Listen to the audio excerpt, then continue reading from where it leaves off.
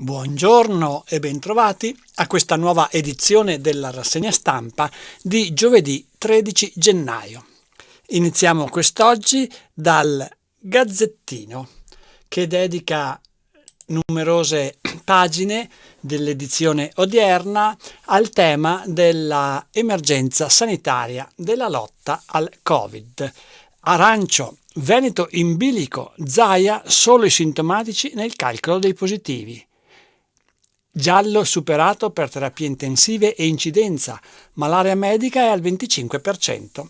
Ricordiamo che se l'area medica supererà il 30%, saranno stati sfondati tutti i tre requisiti, tutti i tre limiti, diciamo così, che proietteranno il Veneto nella zona arancione. Ieri 19.811 casi, nuovi casi di positività e 30 decessi in Veneto. Il presidente Zaia, vaccini a scuola, la logistica non c'entra. La sua è una valutazione negativa rispetto alla fattibilità di questa opzione di portare di fare i vaccini a scuola.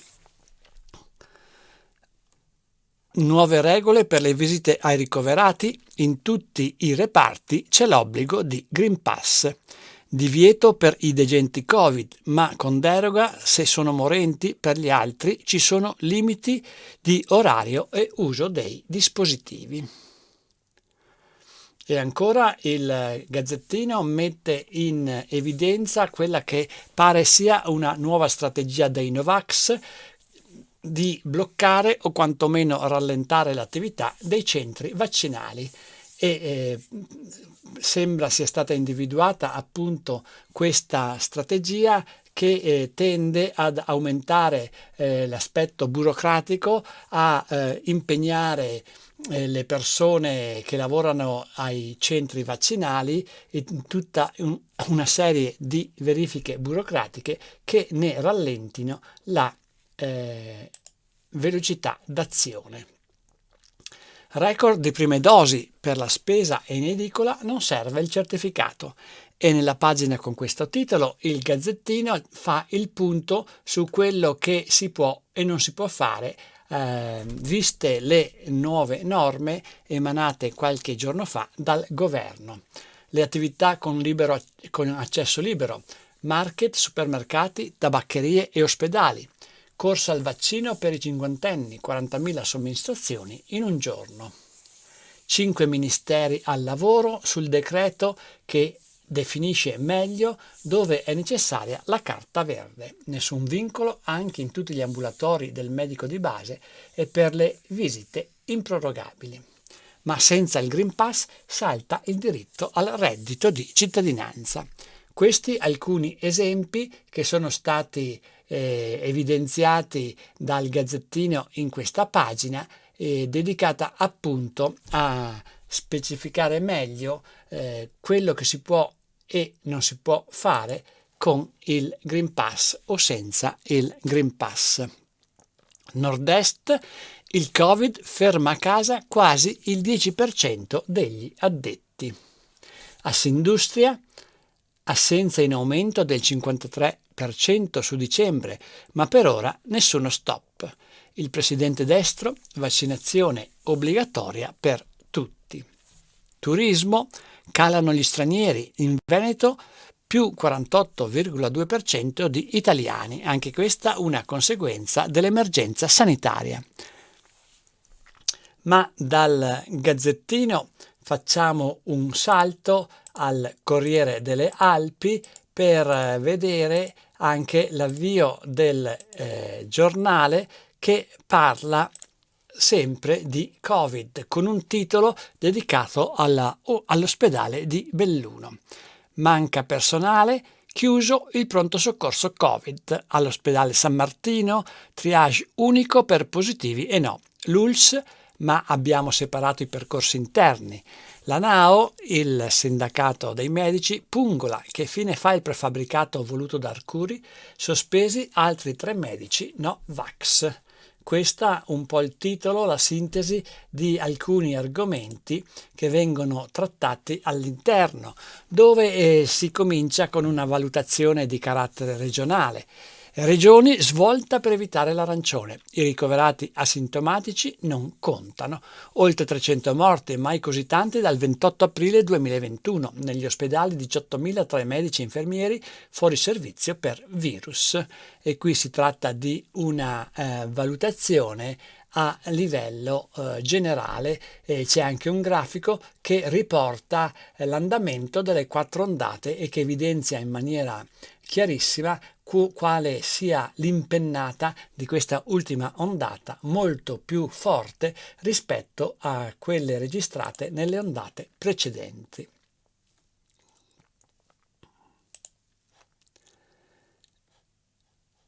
Ancora avanti, eccoci qui, pasticcio quarantene per i bimbi a scuola, governo, le norme sono contraddittorie.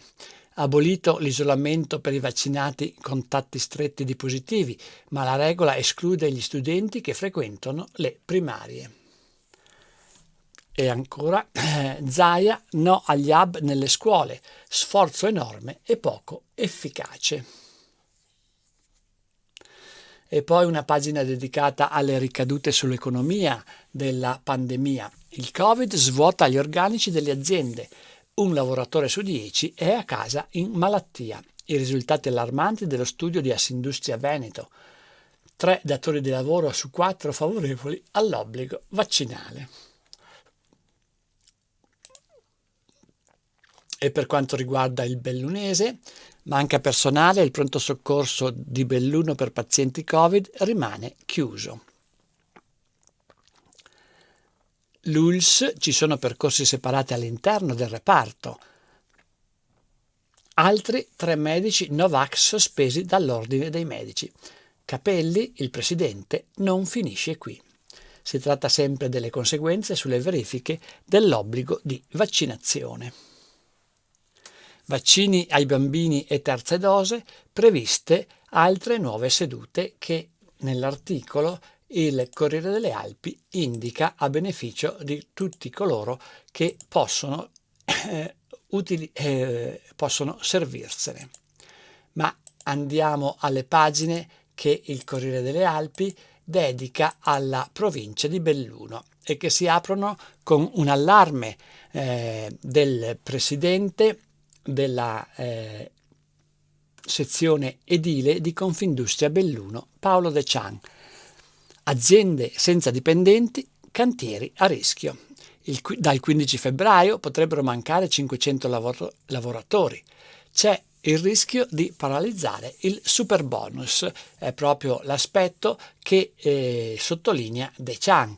Le richieste di lavoro oggi sono tante, ma le imprese già in difficoltà a reperire personale sono messe in ulteriore crisi dai nuovi obblighi di esibizione del Green Pass, di avere il Green Pass, che rendono ancora più difficile avere il personale necessario per far fronte alle richieste.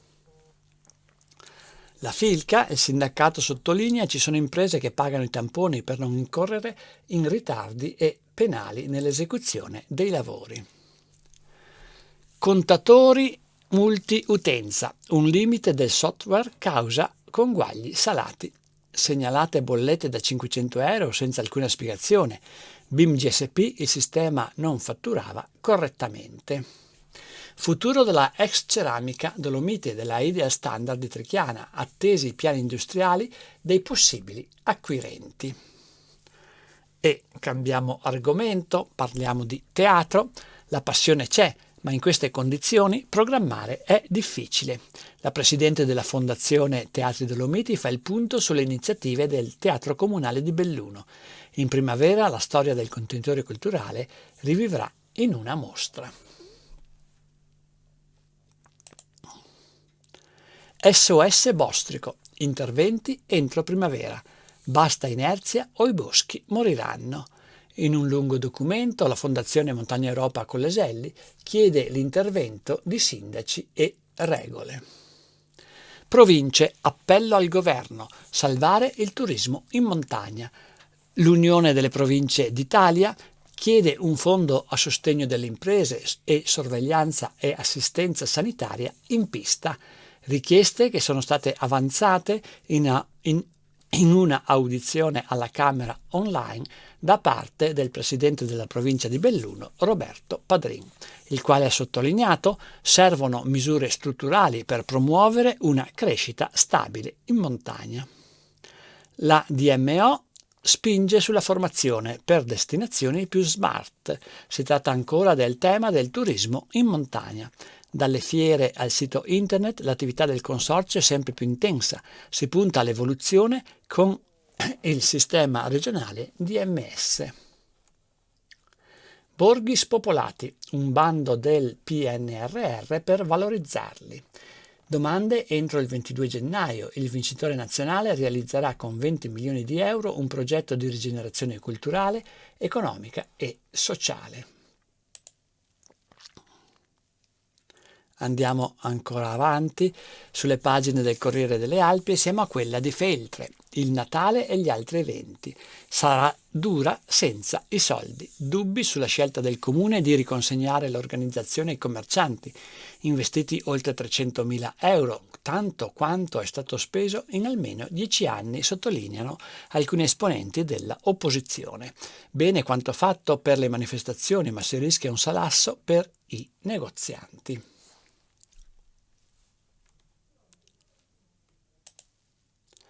L'ANA si interroga sul futuro. Vanno salvati i valori alpini. Il presidente nazionale Favero è stato nel Feltrino per fare il punto e raccogliere proposte. La creazione di una riserva permetterebbe ai giovani di impegnarsi con noi. RSA di Sorriva mai aperta dalla Torre, ci dicano se interessa oppure no. Dalla Torre, sindaco di Sovramonte. Cantiere aperto a Vellai per proteggere la strada e le case dagli allagamenti. Biblioteca, palestra e malga. Un 2022 fitto di cantieri ad Arsier. Pronti 800.000 euro di asfaltature per sistemare le strade di paese e le frazioni. Strapazzon, ultimi passi per l'agibilità pubblica della sala riunioni alle medie. E ancora, questa volta da Sedico, arriva la pensilina alla stanga per i turisti reduci dall'Alta Via. Ente Parco e Comune si alleano per realizzare la struttura lungo la Gordina, gli escursionisti costretti finora ad aspettare la corriera sul ciglio della strada. Il consigliere di Agordo, Silvano Savio, aveva chiesto una soluzione ed è stata quindi pensata la realizzazione di questa pensilina. Al Pago la casa di riposo riaprirà a marzo. Prossimo il ritorno a casa degli ospiti costretti ad abbandonare la struttura dopo l'allagamento del 2 dicembre 2020. Scadrà a fine mese il nuovo bando per la gestione della struttura al Pagota.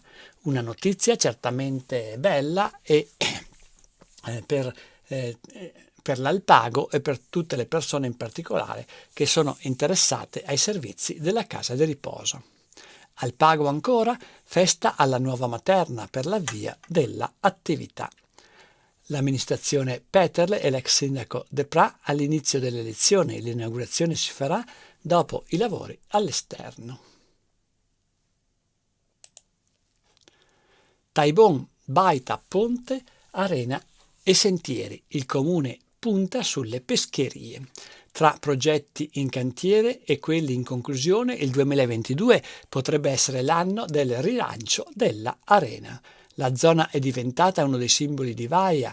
Il sindaco Tormen spiega i piani.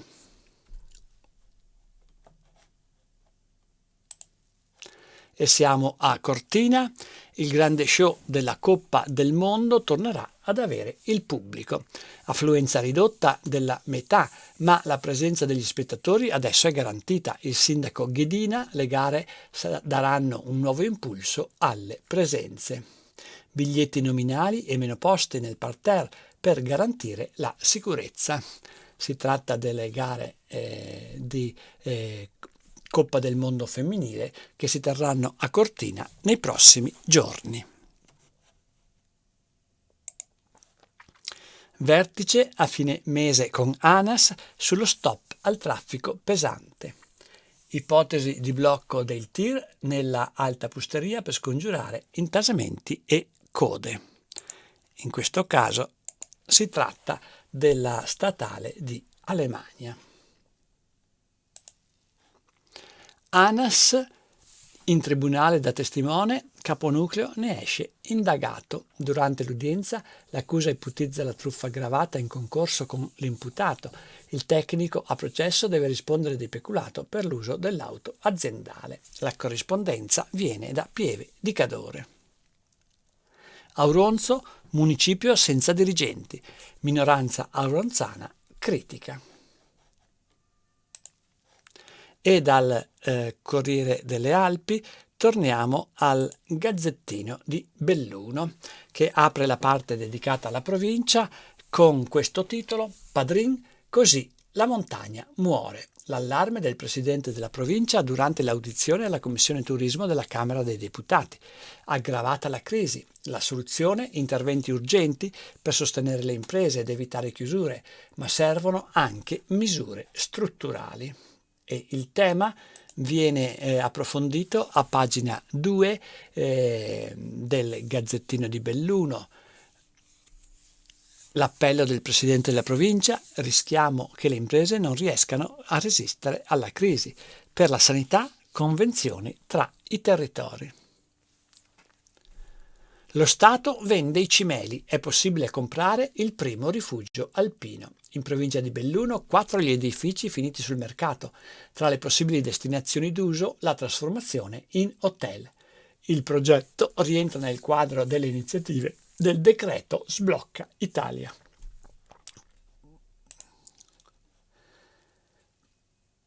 Novax in corsia, nuove sospensioni in provincia.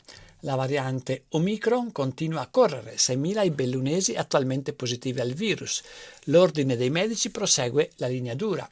Sono in 13 tra medici e odontoiatri quelli costretti a incrociare le braccia. Sul fronte degli infermieri invece sono a casa in 58. I contagi volano, gli eventi atterrano. Salta il 31esimo concorso Volti Lignei. Una delle numerose iniziative che hanno dovuto dire stop a causa della pandemia. 9 milioni in arrivo per l'edilizia popolare. Edifici di Ater e Comune da riqualificare, concessi con bandi i fondi per intervenire. 1 milione sarà destinato sulle ex case Kraller a Borgo Pra, gli altri soldi per 5 progetti. L'assessore di Belluno Frison, il finanziamento provvidenziale in un momento di grande necessità di case e canoni bassi. Fare sci di fondo sul Nevegal, scommessa vinta. Fino a 100 atleti al giorno sul tracciato di Pianlonghi. Nevegallica ha garantito le piste tra le presenze molte donne e 30-40enni, soddisfatti della proposta. Siamo a Feltre.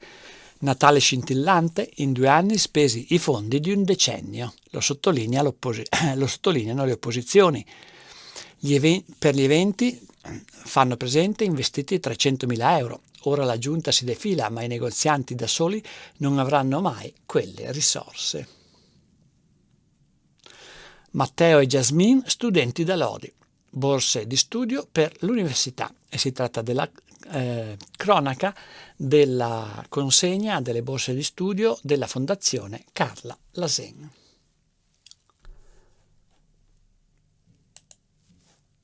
ACC riaprono i cancelli a Mel, nulla ferma i lavoratori. L'aumento delle materie prime e la crisi, nonostante tutto, la produzione riprende grazie a una commessa della Bosch. Si tratta di una ripresa, però è giusto sottolinearlo, temporanea, di alcuni giorni in gennaio e altri in febbraio.